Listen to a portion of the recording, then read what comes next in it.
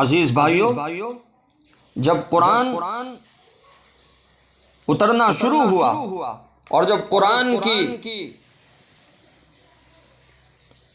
شروعات ہوئی نزول کے اعتبار سے اور اترنے کے اعتبار سے،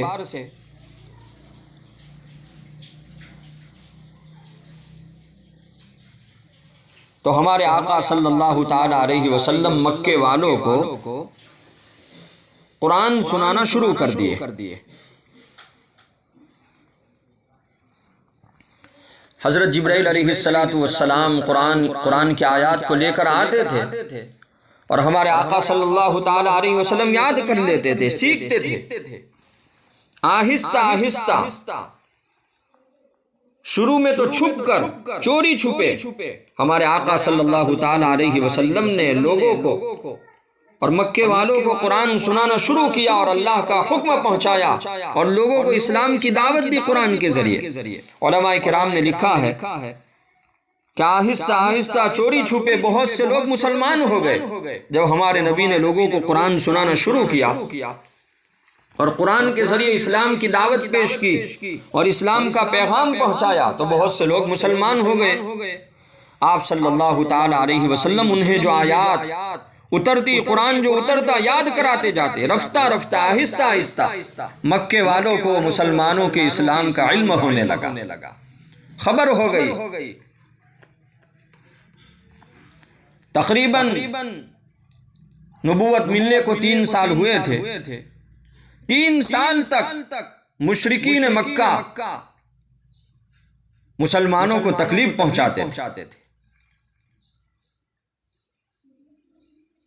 شروع کے 3 سال میں بہت زیادہ تکلیف پہنچاتے تھے۔ جو مسلمان چوری چھپے اسلام میں داخل ہوئے تھے، اس لیے آپ صلی اللہ تعالی علیہ وسلم چھپ کر حضرت ارقم بن ابی ارقم، یہ جو صحابی ہے، ان کے مکان میں صحابہ کو جمع کر کے قرآن کی آیات اور وحی سنایا کرتے تھے، قرآن کے احکام سناتے تھے۔ جب یہ بات بالکل عام ہو گئی اور آپ صلی اللہ تعالی علیہ وسلم کے دین کی لوگوں کو خبر ہو گئی اور آپ کے ماننے والوں کی تعداد کافی بڑھ گئی اور مسلمان مضبوط ہو گئے، تو اللہ تعالیٰ نے آپ صلی اللہ تعالی علیہ وسلم کو کھلم کھلا اسلام کی اشاعت اور تبلیغ کا حکم دیا۔ شروع میں تو چھپ کر اللہ نے حکم دیا تھا، جب مسلمان مضبوط ہوتے گئے اور ایک تعداد اسلام کے اندر داخل ہو گئی تو اللہ تعالیٰ نے کھلم کھلا یہ حکم فرمایا کہ نبی جی آپ لوگوں کو کھلم کھلا قرآن کا حکم سناؤ۔ خیر، اللہ تعالیٰ نے آپ صلی اللہ تعالی علیہ وسلم کو کھلم کھلا اسلام کی اشاعت اور تبلیغ کا حکم دیا اور فرمایا وَأَنذِرْ عَشِيرَتَكَ الْأَقْرَبِينَ۔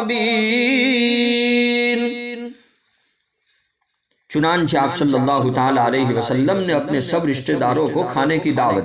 دی، سب کو بلایا، ابو لہب کو بھی بلایا،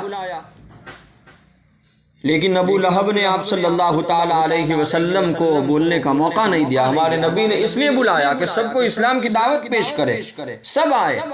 ابو لہب بھی آیا۔ ابو لہب نے ہمارے نبی کو بولنے کا موقع نہیں دیا، خود آپ صلی اللہ تعالی علیہ وسلم کو کوسنے لگا، برا بھلا کہنے لگا کہ تم اپنے باپ دادا کے دین کو چھوڑ بیٹھے ہو، وغیرہ وغیرہ۔ خیر، ہمارے نبی کا جو مقصد تھا آپ صلی اللہ تعالی علیہ وسلم کا لوگوں کو دعوت دے کر تبلیغ کا اور لوگوں کو اسلام کی طرف بلانے کا، وہ پورا نہیں ہوا۔ جب پہلی مرتبہ یہ مقصد پورا نہیں ہوا تو دوسری مرتبہ آپ صلی اللہ تعالی علیہ وسلم نے ان کو پھر جمع کیا، پھر دعوت دی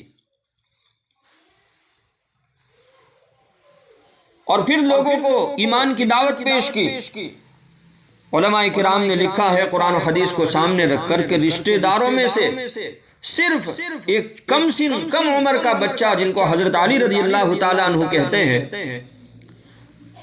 سوائے حضرت علی کے کوئی بھی ہمارے نبی کی بات کو ماننے کے لیے تیار نہیں ہوا، اور کسی نے بھی اسلام قبول نہیں کیا، اور کوئی بھی مسلمان نہیں ہوا۔ خیر یہ دوسری مجلس بھی ختم ہو گئی۔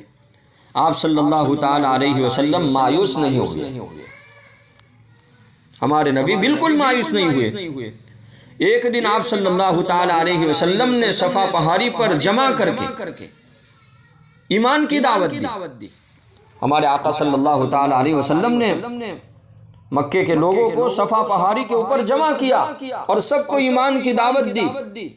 اور ہمارے نبی نے فرمایا یا ایھا الناس قولوا لا الہ الا اللہ تفلحوا، اے لوگو لا الہ الا اللہ پڑھو، لا الہ الا اللہ کی گواہی دو، کامیاب ہو جاؤ گے۔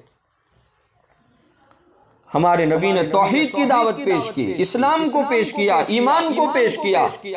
قرآن کو پیش کیا۔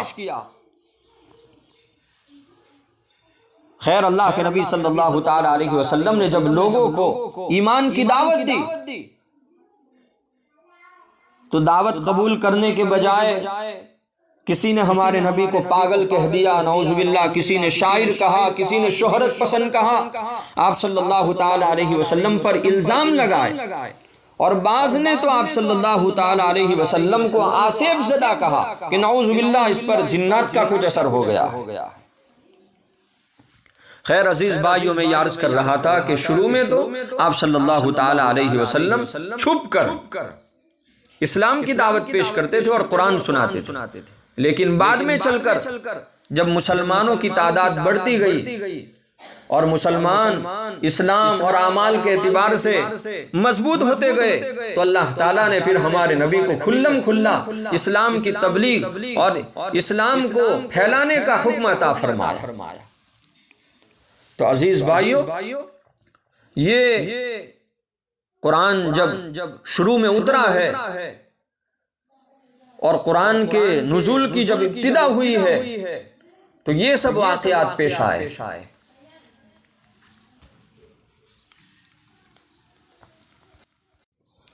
عزیز بھائیو،